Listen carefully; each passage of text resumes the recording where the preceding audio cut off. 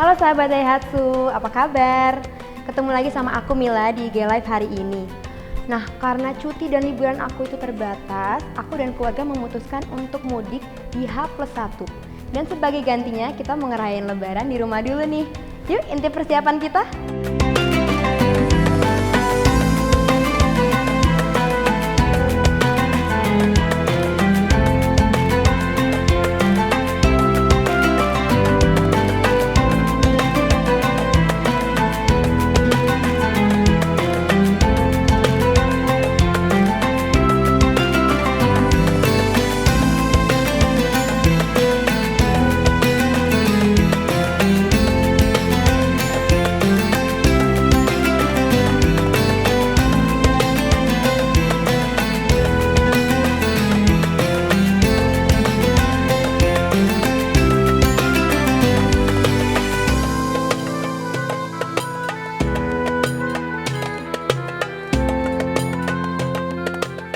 Oke sahabat Daihatsu, aku udah selesai nih beres-beres rumah, dekorasi dan juga masak.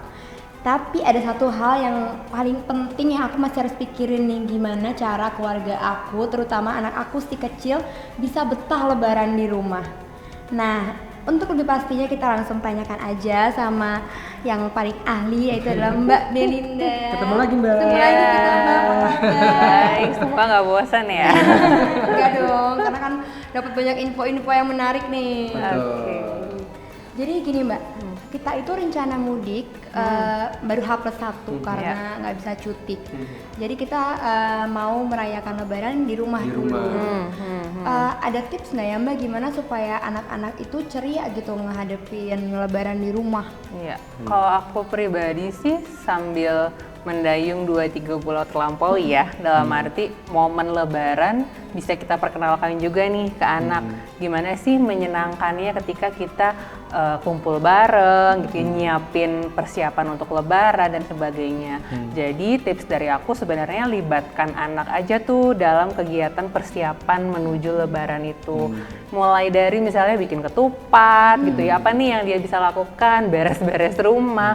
Kan anak-anak usia-usia 2-3 tahun paling senang bersih-bersih ya kan, ngelap, kemudian nyapu, kita libatin aja gitu. Atau misalnya waktu bikin dekorasi menyambut lebaran, itu juga menurut aku adalah momen yang bisa ngebuat anak ini mendapatkan tuh rasa gegap gempitanya menuju lebaran. Nah itu mungkin tips yang bisa diterapkan juga nih oleh para orang tua di rumah sambil mengenalkan tentang lebaran itu sendiri ke anak-anak. Sebenarnya numbuhin sense of belonging ya kalau kayak Iya, gitu ya. betul. Jadi anak merasa apa ya, menjadi bagian kan dari momen besar ini kan. Betul gitu. betul. Sekalian mengasah kreativitas mereka Iya, juga ya. betul. Nah kalau gitu aku mau langsung tanya aja nih, kira-kira barang apa aja yang harus aku siapin ya? Nah kalau kita ngomongin ngelibatin anak dengan kegiatan di rumah ya berarti kita menggunakan alat-alat yang ada di rumah kan. Ya kalau misalkan bersih-bersih ya pasti sapu, pel gitu kan. Atau mungkin kalau bisa ya ukurannya sesuai dengan ukuran anak. Terus misalnya juga kita bisa bikin prakarya kayak buat hiasan-hiasan tuh untuk lebaran kan.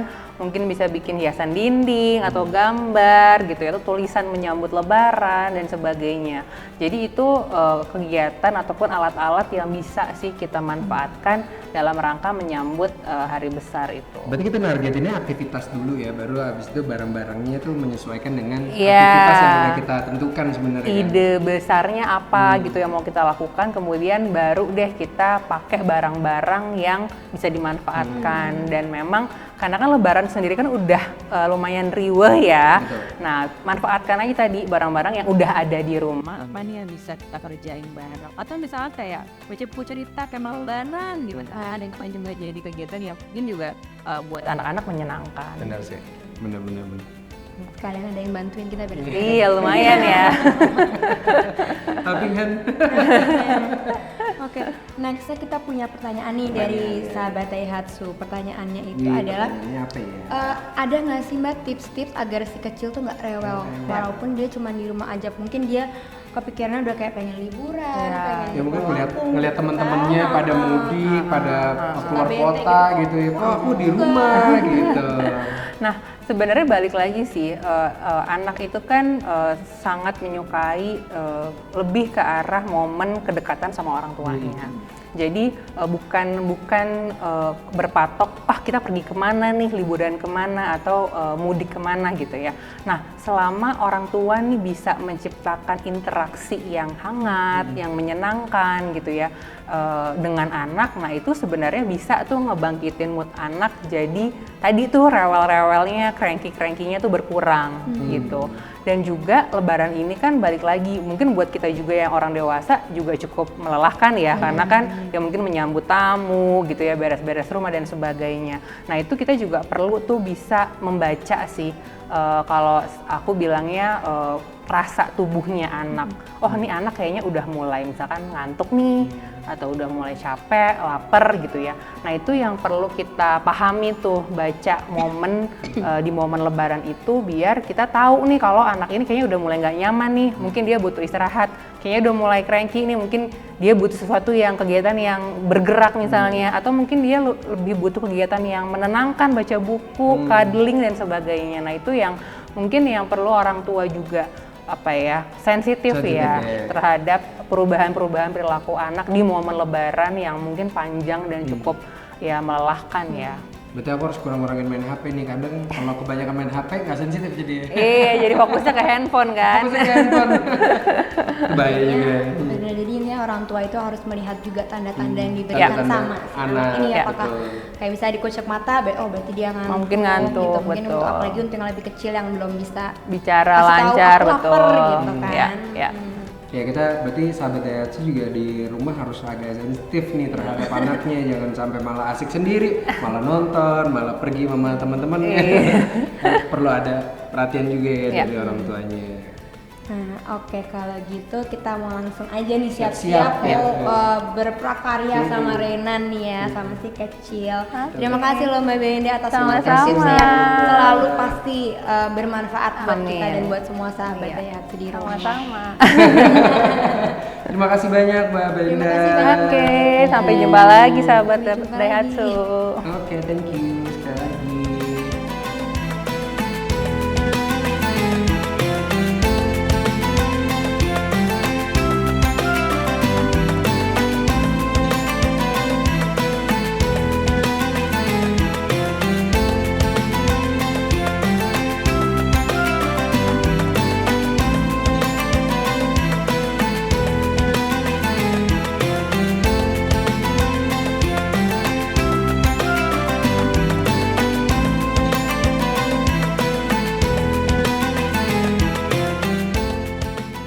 Oke sahabat Daihatsu, sekarang kita udah beres-beres, udah selesai siap-siap dan kita udah ready banget nih untuk menyambut Lebaran. Yes, dan kita nih sebentar lagi udah mau maghrib.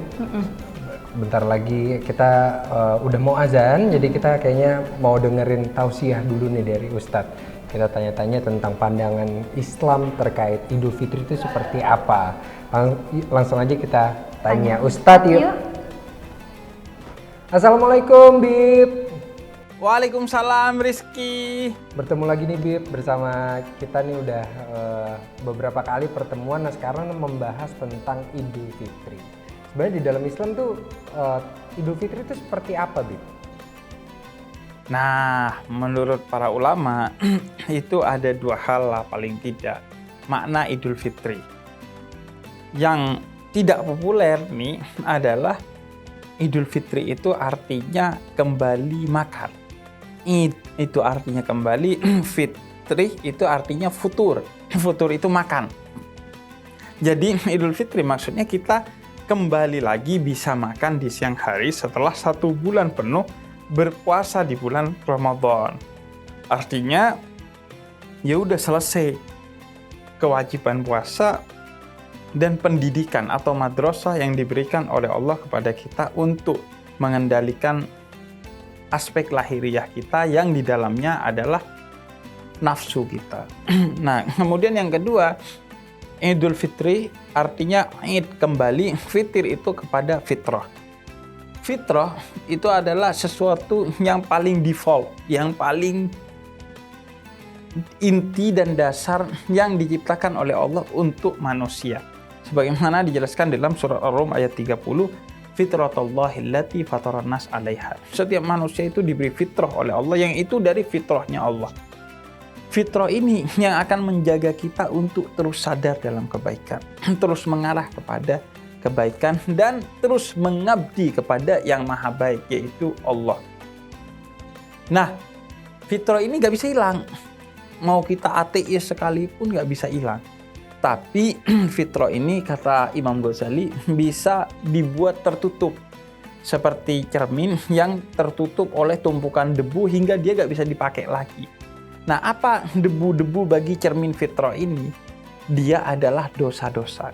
Makin banyak dosa yang kita lakukan, fitrah itu makin tertutup sehingga kita tidak lagi merasa harus mengabdi kepada Allah, atau tidak lagi merasa harus beribadah kepada Allah, atau ketika melakukan kejahatan udah enteng tuh, nggak lagi berat, nyesel dan lain sebagainya. Nah, Idul Fitri maksudnya mari kita setelah membersihkan fitrah kita dari segala dosa-dosa yang kita lakukan melalui puasa, sebagaimana dikatakan Nabi, man shoma ramadhana imanan wa ihtisaban ghufira lahu ma taqaddama min dhanbi. Siapa yang berpuasa dengan keimanan dan sungguh-sungguh, akan Allah hapuskan semua dosa-dosanya. Nah, ketika dosanya dihapuskan berarti itu seperti cermin yang digosok dari debu-debu sehingga kelihatan lagi. Nah, kita kembali kepada fitrah. Karena itu, orang yang sukses puasa Ramadannya dan ibadah Ramadannya, fitrahnya hidup kembali. Dia kembali taat kepada Allah, kembali mengabdi kepada Allah, kembali punya solidaritas kepada kemanusiaan, kembali ingin bermanfaat dalam kebaikan dan lain sebagainya. Nah, Bib, ada lagi nih, sebenarnya kan terkadang kita sebagai muslim menyambut Idul Fitri kan ada yang mungkin terlalu berlebihan. Sebenarnya kita tuh menyambut Idul Fitri itu harusnya seperti apa sih, Bib? Nah, bagaimana caranya kita menyambut Idul Fitri? Kalau kita berpuasa penuh sebulan dan mengisi Ramadan dengan ibadah, maka kita harus bergembira. Karena saat berbuka saja kita diminta oleh Allah untuk bergembira, apalagi ketika Idul Fitri. Maka kita seharusnya bergembira dengan datangnya Idul Fitri. Karena itu adalah hari raya di antara dua hari raya yang dimiliki umat Islam, yaitu selain Idul Adha. Kita seharusnya bergembira ketika Idul Fitri. Karena apa? Karena ibarat kata Ramadan kemarin ini madrasah, sekolah. Nah, pas Idul Fitri sukses, lulus ujian, maka kita bergembira. Bergembira dengan cara-cara yang tentu dibenarkan oleh Allah dan bernilai pahala. Nah, kalau pas puasa nggak puasa tuh, atau bolong-bolong, atau tetap maksiat, nggak maksimal ibadahnya, maka itu harus jadi renungan bagi kita seharusnya saat Idul Fitri. Ini adalah sesuatu yang harus kita sedih dan kemudian kita berupaya untuk menggantinya di bulan-bulan sebelum Ramadan kalau ada puasanya yang bolong, dan berkomitmen tahun depan insya Allah kalau disampaikan lagi ke bulan Ramadan nggak mau mengulangi Ramadan yang lalu yang tidak dimaksimalkan untuk ibadah kepada Allah. Nah, kita juga ada pertanyaan dari audiens. Ini sepertinya akan ada dua pertanyaan yang akan kita ajukan ya. betul. Mungkin Mila bisa bantuin pertanyaan pertama. Oke. Pertanyaan pertama dari sahabat Daihatsu itu adalah hal-hal apa aja yang perlu diperhatikan menjelang Idul Fitri? Mohon untuk dijawab ya, Habib. Nah, pokoknya kan kalau menjelang Idul Fitri kita bergembira. Nah, ada beberapa hal yang biasanya kita persiapkan. Salah satu yang pertama dan utama biasanya dalam tradisi Lebaran di Indonesia yang dipersiapkan itu adalah baju Lebaran, pakaian Lebaran, kemudian masakan Lebaran, kemudian rumah untuk menyambut Lebaran, yang semuanya itu diperbaharui atau dibersihkan atau dimasak secara lezat. Apakah itu nggak boleh? Bukan hanya boleh, itu bahkan bernilai sunnah. Nabi katakan dalam beberapa riwayat bahwa Nabi itu ketika hari raya selalu memakai pakaian terbaiknya. Syukur-syukur kalau ada yang baru, kalau nggak ada yang lama, tapi dipilih yang mana yang terbaik, kemudian dicuci dengan bagus, kemudian kita pakai. Begitu juga para ulama seperti Imam Syafi'i selalu gemar memakai pakaian terbaiknya setiap hari raya, baik itu Idul Fitri maupun Idul Adha. Jadi tradisi itu sudah baik. Cuman nih jangan lupa sesuatu yang utama menjadi kewajiban bagi setiap muslim yang mampu, yaitu zakat fitrah. Membayar zakat sebagai satu kewajiban bagi setiap muslim yang mampu, yaitu yang esok hari dia masih memiliki makanan untuk dimakan, maka dia berkewajiban mengeluarkan zakat fitrah. Berapa jumlahnya? Kurang lebih 2,5 kilo. Dan diberikannya kapan? Bisa dari awal Ramadan sampai akhir Ramadan, itu waktu yang diperbolehkan menyalurkan zakat fitrah. Tapi kalau kita mau mendapatkan sunnahnya atau keutamaannya, dibagikannya pas setelah buka puasa terakhir dan sampai sebelum sholat Idul Fitri. Kalau setelah sholat Idul Fitri, boleh. Hukumnya mubah. Sampai sebelum maghrib. Nah, kalau sudah selesai maghrib, berarti kita termasuk orang-orang yang lalai untuk membayar zakat fitrah karena waktu itu telah haram dan artinya kita sudah berdosa. Jadi, bukan cuman pakaian baru, rumah yang dicat baru, atau makanan yang dibikin enak, tapi juga zakat fitrahnya jangan lupa. Nah, ini ada pertanyaan lagi, satu lagi dari sahabat Daihatsu juga. Pertanyaannya, apa yang harus dilakukan saat Idul Fitri? Nah, saat Idul Fitri apa yang harus dilakukan? Ramadan udah lewat. Di bulan Ramadan insya Allah kita sudah mendapatkan ampunan dari Allah. Karena banyak memohon ampun kepada Allah dan banyak mengisi dengan ibadah. Artinya urusan vertikal kita dengan Allah, hablum minallah, selesai. Kita nggak punya dosa di mata Allah dan punya banyak tabungan kebaikan.